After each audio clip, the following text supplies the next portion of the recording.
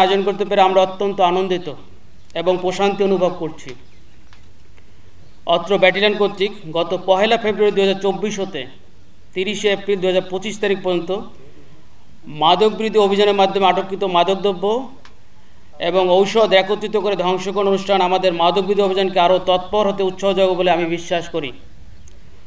উল্লিখিত সময়ে চোরাচালান বিরোধী অভিযানে মহেশপুর ব্যাটালিয়ন কর্তৃক বিভিন্ন প্রকার ফেন্সিডিল, মদ, গাঁজা, ইয়াবা, heroin, cocaine, crystal meth ice, LSD, Viagra tablet, tapentadol tablet, ভারতীয় ঔষধ এবং বাংলাদেশি ঔষধ আটক করা হয়েছে।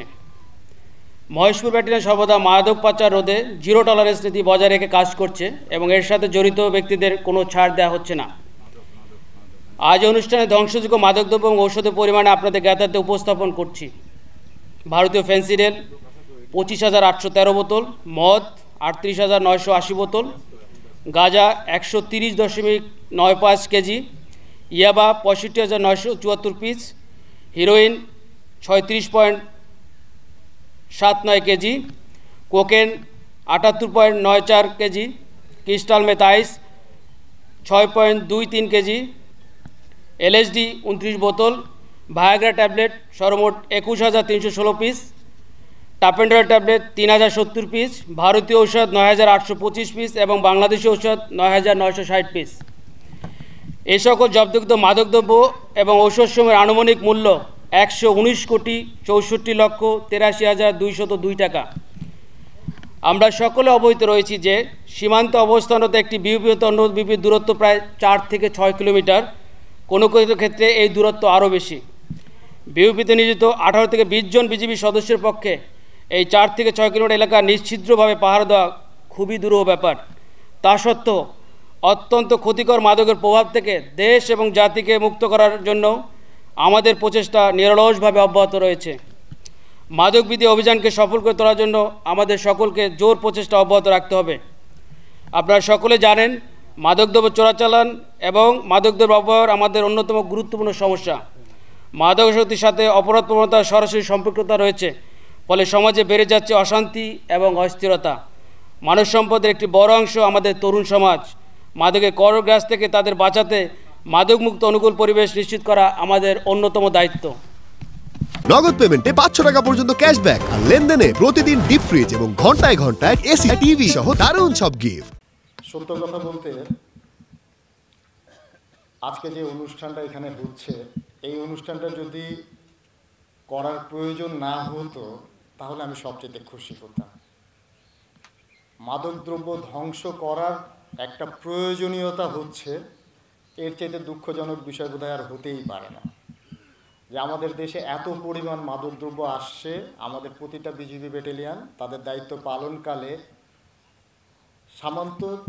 সীমান্তে যারা মাদকদ্রব্য বহন করে এই ধরনের লোকদেরকে ধাওয়া করে আটকিয়ে তাদের কাছ থেকে যে পরিমাণ মাদকদ্রব্য উদ্ধার করেছে তার একটা অংশ বিশেষ আপনারা এখানে দেখতে পাচ্ছেন।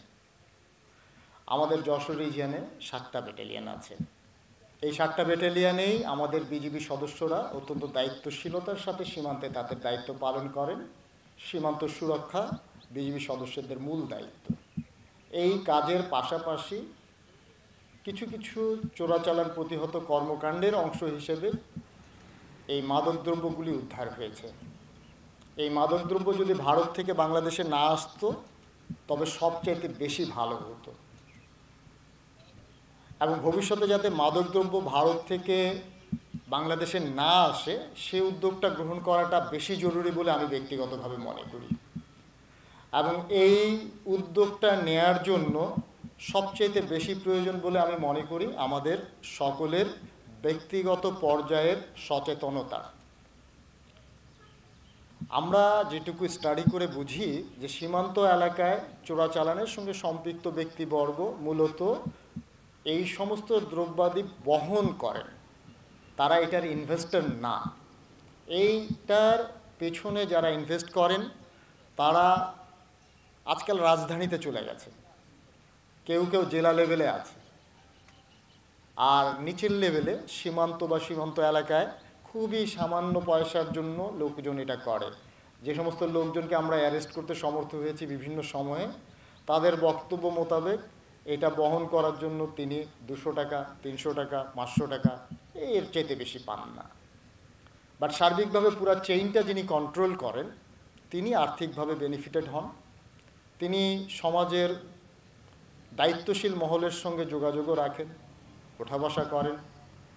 এ কারণে আমি প্রশাসনের ব্যক্তিদের, বিশেষ করে পুলিশ প্রশাসন এবং জেলা প্রশাসনের কাছে অনুরোধ রাখব, তাদের